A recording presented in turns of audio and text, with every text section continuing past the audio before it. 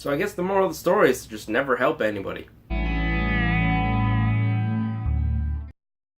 Greta is the latest film by Neil Jordan. It tells the tale of a psychopathic Hungarian woman kidnapping young women all across, I think, Manhattan, they said. This movie just wastes its premise. I mean, yes, we've seen stalker films before that are way better, but this whole movie was just a mess. The pacing in this film is just so off that by the time you get to the third act, you feel like you're watching a fourth act. And I've been going through my mind just trying to think how I would rewrite this thing to make it feel like it wasn't a four-act film. And I know that that wasn't the intention because it very clearly has things set up in the beginning that pay off at the end.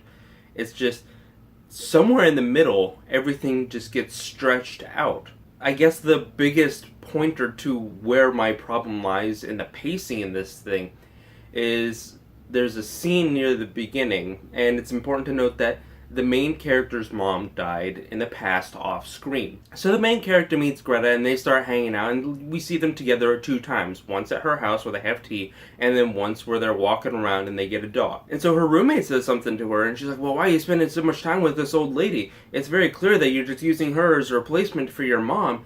I'm like, okay, well, it may be obvious to you, but you didn't make it obvious to us. You showed them together two times. So either I'm missing something in my ability to interpret information, or it just wasn't displayed clearly enough because you didn't give it enough time. In fact, within the first 4 minutes, she finds the handbag. I mean, yeah, if you want to jump right into the story, great, but why should I care about this character? There's also a pretty big problem with dialogue in this film. A lot of it sounds very cringy. The girls don't sound like college girls. They sound like how a 45-year-old white man would think that college girls sound like. There's a weird bit where the main character and her dad have a conversation on the phone, and they've had a falling out because the mom of the family died, and they're talking to each other not like a father and a daughter would.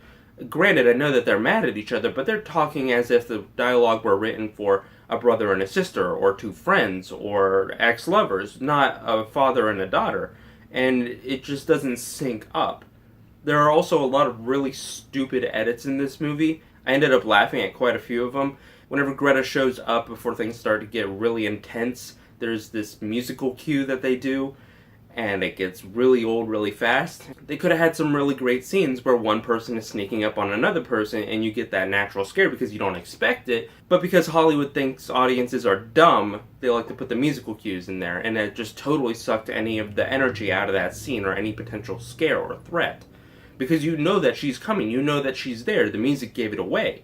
So why should I be scared if you already told me, hey, Greta's here. Oh, look, Greta's here. Okay. Like I mentioned before, there are a lot of really confusing edits. Not like I was confused as to what I was looking at when. I'm just, why would you make that conscious decision to have that edit? My favorite edit is probably this one. Here you are, sir. The actress for the roommate character doesn't really work. Either she has terrible chemistry with the lead actress or she needs more acting lessons. For some reason she just wasn't working, I wasn't convinced. And occasionally the lead actress delivers a couple lines poorly. If you've seen the trailer, you've seen the scene where Greta is freaking out in the restaurant and she's turning over tables and all that. Well, Greta gets picked up by the police, and then a couple days later the main character is calling the police and finds out that Greta's been released. And I feel like they just went with one take on this thing. This is basically how it looked. So you're saying she got away? Damn it. And when that happened, I thought to myself, is that the take you're going to go with? I can't say that I didn't have an unfun time at the theater. There were parts where I was genuinely invested. There's a scene where the roommate is getting followed by Greta, and that's a pretty decent scene. But for every good scene, there's something stupid. There's also a double fake out in this thing, which, yeah, I guess under the right circumstances could work, but for this one, they have a fake out followed by another fake out, and then they proceed with the story, and then they do something that nobody in the audience was expecting. So because you have double fake out right there, okay, well, this is probably just a dream. Nope, it's the real thing. It was a misplaced double fake out that just kind of ruins everything that happens afterwards. In the end, Greta isn't an awful film. It's far from the worst that I've seen this year. But it's also not as good as it could have been. There's a lot of wasted potential. And so I'm going to give Greta a C-.